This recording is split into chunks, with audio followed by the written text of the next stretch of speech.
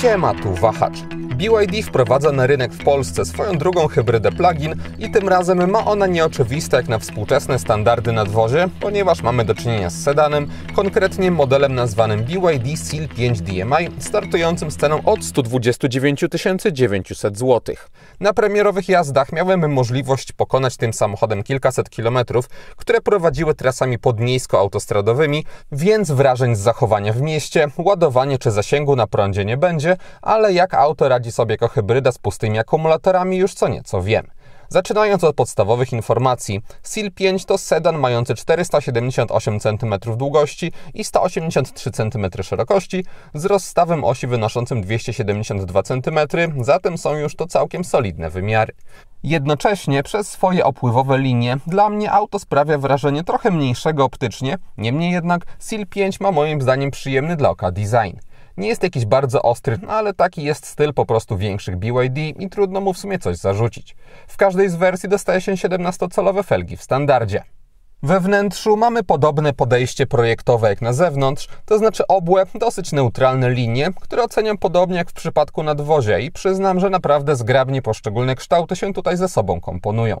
Mamy też dobrą jakość wykonania, bo eksponowane górne części, czy to deski rozdzielczej, czy drzwi, wykończone są ekoskórą, podłokietniki są odpowiednio miękkie, nie ma też specjalnie połyskujących wstawek. Najbardziej plastikowo wyglądają boczki tunelu środkowego, ale i tak całościowo nie ma się do czego przyczepić. Na wierzchniej części tego tunelu znalazła się za to porcja przycisków otaczających dźwignię zmiany biegów, co jest wygodne, można tam sterować głośnością, trybami jazdy, jest też starter silnika. Te elementy sterujące nie są upchane zbyt ciasno, więc nie ma problemów z ich obsługą. Negatywnie oceniam za to brak fizycznego panelu klimatyzacji, który ma formę menu ekranowego. Na szczęście część kontrolek z tym związanych jest umieszczonych na stałe na dolnej belce ekranu LCD, więc stamtąd zawsze można sterować chociażby temperaturą. Da się z tym żyć, zwłaszcza jak ktoś siłę nawiewu ustawia na automat, jednak wciąż wolałbym albo zwykłe przyciski gdzieś pod ekranem, albo te ikonki na ekranie o trochę większym rozmiarze. Ekran środkowy ogólnie ma przekątną 12,8 cala i jak na BYD przystało, ma on możliwość obrotu, co jest ciekawym bajerem, a też może być czymś więcej przydatnym, jeśli ktoś preferuje jedną orientację ekranu względem drugiej. Oprogramowanie wypada ok, mamy przejrzyste ekrany domowe ze skrótami, dobrą jakość wyświetlanego obrazu i też szybkość działania. Ponadto nawet w prezentowanej bazowej wersji Comfort występuje fabryczna nawigacja z możliwością podziału ekranu, czego przyznam zapomniałem nagrać, bo większość czasu spędziłem z Android Auto, gdzie taki podział również naturalnie występuje. Korzystając z Android Auto albo Apple CarPlay trzeba mieć ekran ustawiony w poziomie, bo pionu one nie obsługują, ale łączność jest bezprzewodowa i działało to bezproblemowo, bez zrywania połączenia. Samochód oferuje też rozbudowane ustawienia, jest ich dużo, w większości są dobrze pogrupowane w kategorie, tylko kilka rzeczy było nie do końca tam, gdzie bym się ich spodziewał, no i niektóre tłumaczenia są dziwne, ale jest to do przeżycia, bo tego nie dostraja się często. Wciąż pozytywnie wypada to, że tak dokładnie można sobie wiele rzeczy ustawić. Ekran przed kierowcą ma 8,8 cala i on jak na mój gust mógłby być większy. Wciąż jest odpowiednio przejrzysty, ale przez szersze czarne ramki robi biedniejsze wrażenie niż ten środkowy. Oferuje możliwość zmiany tego, co wyświetla się na środku i znowu mamy tam całkiem rozbudowane menu, gdzie występują wszystkie spodziewane informacje dotyczące jazdy. Jest także możliwość skromnego, ale jednak wyboru szaty graficznej, ale też można z tego miejsca, co ciekawe, sterować klimatyzacją. Nie chcąc odpalać tego bardziej rozbudowanego menu, można również przełączać się tylko po komputerze podróżnym. Szkoda, że informacje na nim nie są bardziej wtedy skondensowane, tylko trzeba przebijać się pomiędzy nimi tylko w jedną stronę. Obsługa rozbudowanej wersji komputera odbywa się poprzez krzyżak z prawej strony kierownicy, który normalnie służy do obsługi audio. Jego funkcja zmienia się po naciśnięciu przycisku.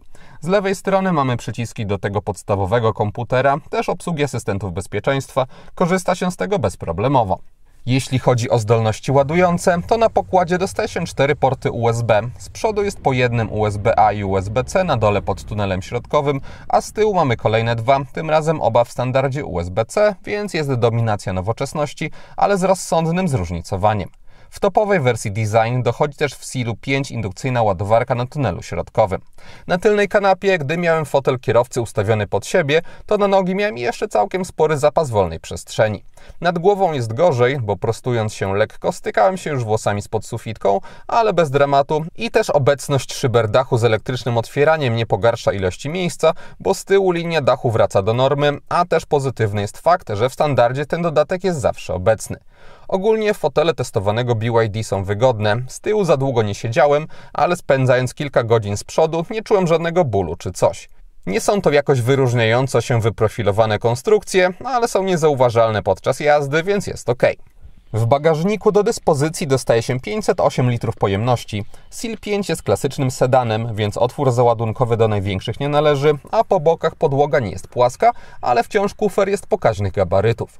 Po bokach też nie ma żadnych haczyków czy innych dodatków natury praktycznej, pod podłogą są tylko płytkie schowki na zestaw naprawczy, takie uroki hybrydy plug-in z akumulatorami. Po złożeniu oparć w drugim rzędzie maksymalne zdolności ładunkowe auta to 1295 litrów.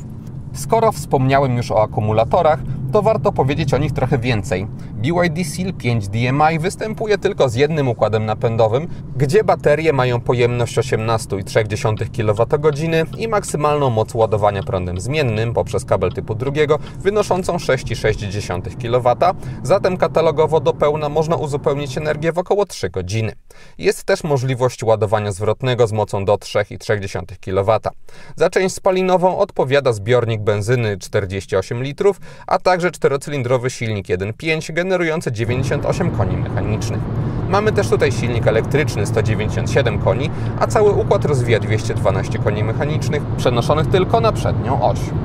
Układ hybrydowy jest tak zaprojektowany, że jednostka spalinowa służy głównie za generator prądu dla silnika elektrycznego, który to dopiero wprawia koła w ruch. Układ może też działać równolegle, ale dzieje się to dopiero przy wyższych prędkościach od około 70 km na godzinę i wtedy benzyna również może napędzać koła, gdy potrzeba większej dynamiki. Tak jak wspominałem na wstępie, z naładowanym autem nie miałem okazji jeździć, ale normalnie komputer i tak utrzymuje zawsze około 20-25% naładowania akumulatorów i to czułem podczas jazdy, bo po wciśnięciu gazu auto płynnie i szybko ruszało do przodu dzięki właśnie silnikowi elektrycznemu. Ostrzej przyspieszając, silnik spalinowy musi wkręcić się na obroty, aby dostarczać energię na bieżąco i pomagać w napędzaniu kół, ale całościowo dynamika Seala 5 jest moim zdaniem naprawdę dobra i katalogowa moc nie zdaje się być tutaj wartością przekłamaną. Przyspieszenie 0-100 km na godzinę, również według katalogu, ma wynosić 7,5 sekundy. Samochodem jeździłem dużo po drogach szybkiego ruchu i o ile od 120-130 km na godzinę dynamika już w nim zaczyna słabnąć, to wciąż bez problemów trzymałem autostradowe tempo i spokojnie mogłem wjeżdżać na lewy pas. Ze względu na charakterystykę napędu, testowane BYD nie ma tradycyjnej skrzyni biegów, tylko bezstopniową konstrukcję. Przy mocnym przyspieszaniu wiąże się to z trzymaniem jednostajnych, wysokich obrotów, ale nie zwracałem na to za bardzo uwagi, bo czterocylindrowy silnik ma dobrą kulturę pracy, też aż tak nie jest on piłowany. Jadąc spokojnie nie ma okresów trzymania spalinowca na wysokich obrotach, aby podładowywać akumulatory, więc akustycznie ta kwestia też nie zwraca uwagi, akumulatory doładowują się bardziej neutralnie. Wciąż jednak robią to etapami, więc rzetelniejsze wyniki spalania dostrzec można po dłuższym odcinku pokonanym w danych warunkach i na zwykłych drogach poza miastem komputer pokładowy pokazywał mi wynik 5 litrów albo lekko poniżej, na drogach ekspresowych około 6 litrów, a przy prędkościach autostradowych okolice 8 litrów, bo wtedy już benzyna ma znacznie większe obciążenie. BYD Seal 5 przy wyższych prędkościach ma układ kierowniczy z wyraźnym oporem, przez co samochód prowadził się pewnie. Jadąc wolniej dostaje się trochę mniejszy ten opór, ale wciąż nie jest za lekko. Mamy też tutaj niezłą bezpośredniość reakcji, no i niższe nadwozie, gwarantujące lepszą stabilność. Biorąc to wszystko pod uwagę, autem tym jeździło mi się dobrze. Nie ma tutaj żadnej bardziej sportowej czy wyróżniającej się charakterystyki, ale jak na po prostu zwykłe auto, które ma dowieźć do celu, jest naprawdę ok i nie mam się do czego przyczepić. Czasami zbyt intensywnie i też niepotrzebnie ingeruje za to asystent utrzymania pasa ruchu, przez co wolałem go wyłączać, co wymaga niestety wejścia do menu, a przynajmniej ja na szybko innego sposobu nie znalazłem. Zawieszenie jest dosyć sztywne na większych nierównościach, ale mniejsze są dobrze neutralizowane, w czym pomagają też dosyć grube opony, więc też ok w takim neutralnym stylu jest pod tym kątem. Jako że mamy do czynienia z sedanem, ciężej może być w przypadku manewrowania Sealem 5, bo o ile do przodu jest jeszcze w porządku, to patrząc przez tylną szybę, trudno jest coś konkretnego, co dzieje się ze samochodem, dostrzec. Na szczęście zawsze w standardzie występuje kamera cofania o niezłej jakości, w bogatszej wersji Design dochodzą kamery 360 stopni. Cennik BYD Seal 5 jest bardzo prosty, bo do jednego układu napędowego dochodzą tylko dwie półki wyposażeniowe i brak dokupywanych opcji pojedynczych. Podstawowym komfort ze 129 900 zł przejechałem około 1000 km i nie czułem, aby czegoś mi realnie brakowało, bo dostaje się w nim, poza rzeczami, które już pokazałem, też chociażby dostęp bezkluczykowy, elektrykę fotela kierowcy czy większość asystentów bezpieczeństwa z aktywnym tempomatem włącznie. Bogatsze Design za 139 900 zł rozszerza głównie zestaw asystentów kierowcy, bo dochodzi chociażby monitoring ruchu poprzecznego, wspominane kamery czy też czujniki parkowania z przodu, a także kilka innych rzeczy, które dobrze mieć, ale bez których da się żyć i bazowy komfort jest moim zdaniem tutaj wystarczający. Gdyby ktoś myślał o hybrydzie od BYD, to warto jeszcze wspomnieć, że w ofercie mają oni również SUV-a nazywającego się Seal U. Prezentowany na tym filmie model dopiero wchodzi na rynek, ale Seal U już się na nim trochę rozgościł i jest on trochę wyżej pozycjonowany, startuje z ceną od 170 000 zł, ale można mieć go również w leasingu operacyjnym za chociażby 2025 zł netto miesięcznie i taką ofertę proponuje partner Wahacz TV, firma Carlis Polska. Taka rata możliwa jest przy 20% wpłacie własnej, 4-letnim okresie leasingu i 30% wykupie końcowym. Dodatkowo widzowie kanału, wpisując w uwagach do zamówienia Wahacz Free, mogą mieć za darmo podstawione wybrane auto. Link do oferty wrzuciłem w opisie filmu. Podsumowując, BYD Seal 5, biorąc pod uwagę ile kosztuje i co oferuje, robi naprawdę pozytywne pierwsze wrażenie i chociaż sedany nie są aktualnie modne, to jeśli ktoś poszukuje auta w tym nadwoziu i zwłaszcza jeśli może wykorzystać jego układ elektryczny, to można się Sealem 5 zainteresować. Przez wykorzystanie rozumiem zasięg na prądzie, który według producenta ma wynosić w mieście do 140 km, no ale tego nie miałem jak sprawdzić. W warunkach, w jakich testowałem Seala 5, poradził on sobie jednak bez zarzutu. I to wszystko, co przygotowałem z pierwszego kontaktu z tym samochodem. Dziękuję za uwagę i mam nadzieję, że film się podobał. Jeśli tak było, zachęcam do dania mu łapki w górę, będzie mi z tego powodu bardzo miło. A jeśli ktoś nie ma, to zapraszam również do subskrypcji kanału, ponieważ kolejne materiały na Wahacz TV pojawią się już wkrótce. Na razie!